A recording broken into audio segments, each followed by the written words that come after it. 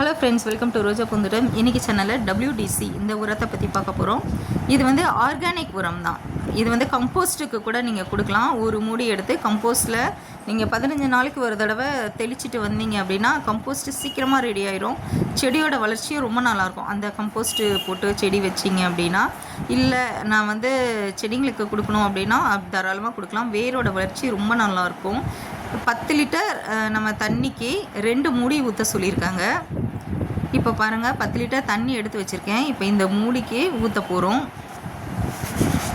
இது வந்து நம்ம சிரப் பாட்டில் மூடிலாம் இருக்குது இல்லையா, அது வந்து நம்ம எடுத்துக்கலாம். அப்போ தான் அளவு நம்மளால் கரெக்டாக தெரியும்.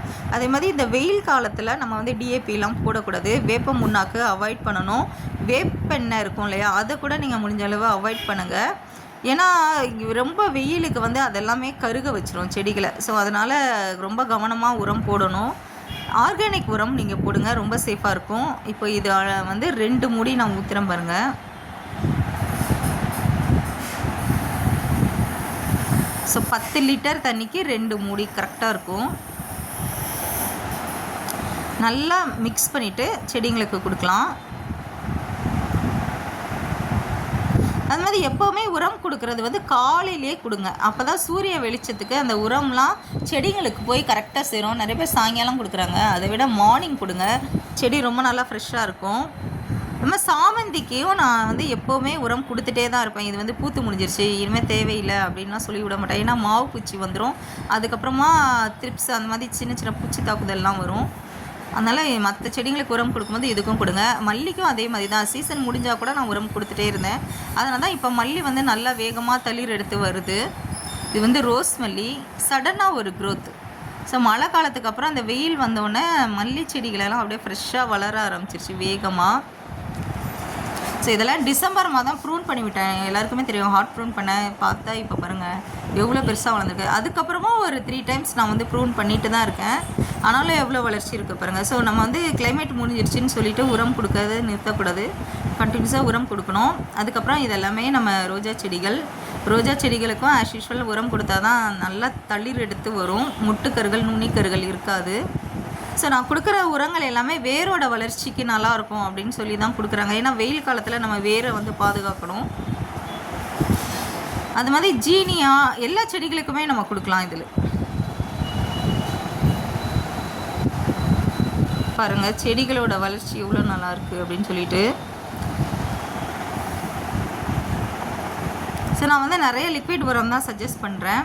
அதுக்கப்புறம் இந்த செடி இப்போ தானே ரீபாட் பண்ணேன். ஸோ இந்த செடிகளுக்கு உரம் நான் வந்து சொல்லவே இல்லை. ஸோ இந்த பூ வந்து வெளியே இதழ்கள் பாருங்களேன் ஒயிட் கலரில் இருக்குது, உள்ளே வந்து ரெட் கலர் இது.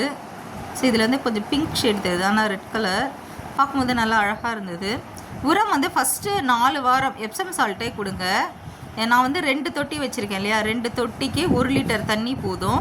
1 லிட்டர் தண்ணிக்கு 1 ஸ்பூன் கலந்து 2 தொட்டிக்குமே நான் கொடுத்துருவேன். ஸோ இதுதான் 4 வாரம். 4 வாரம்னா 1 மாதம் கொடுக்க வேண்டிய உரம். அதுக்கப்புறம் என்கிட்ட இருக்க சீவீட் கொடுப்பேன், மீனமிலம் இருக்குது, அதுக்கப்புறமா பயோஹியூமிக் ஆசிட் இருக்குது. இப்போ WDC இப்போ காமிச்சேன் இல்லையா, இந்த மாதிரி லிக்விட் உரங்களை நல்லா தண்ணியில் கலந்து மற்ற செடிங்களுக்கு கொடுக்கும்போது இந்த செடிங்களுக்கும் நான் வாரம் வாரம் கொடுத்து விடுவேன். அதுவே நல்ல ஒரு வளர்ச்சி இருக்கும்.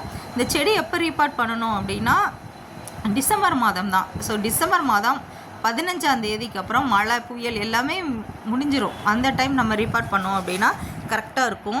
அதுக்கு முன்னாடினா புயல் வரும், அதனால் பயங்கரமாக இருக்கும். அந்த புயல் டைமில் செடி வந்து என்ன ஆகும், நம்ம நட்டி வச்சோம் அப்படின்னா ஆடும் காற்றுக்கு. அதனால் டிசம்பர் 15ஆம் தேதி இது எல்லாமே ரீபாட் பண்ணலாம் பெரிய தொட்டியில். அப்போ இன்னும் நல்லா பெருசாக செடி வளர்ந்துடும், பூக்கள் நிறையா பூக்கும். நிறைய பேர் இந்த விதை கேட்டிருந்தாங்க. கண்டிப்பாக அவங்களுக்கெல்லாம் நான் ஷேர் பண்ண விதை ரெடியான உடனே யூடியூப்லேயே நான் வீடியோவில் சொல்கிறேன், என்னோடய அட்ரஸ்லாம் சொல்கிறேன். அதுக்கப்புறம் நீங்கள் கவர் அனுப்புங்க. கண்டிப்பாக எல்லாருக்குமே நான் விதை ஷேர் பண்ணுறேன்.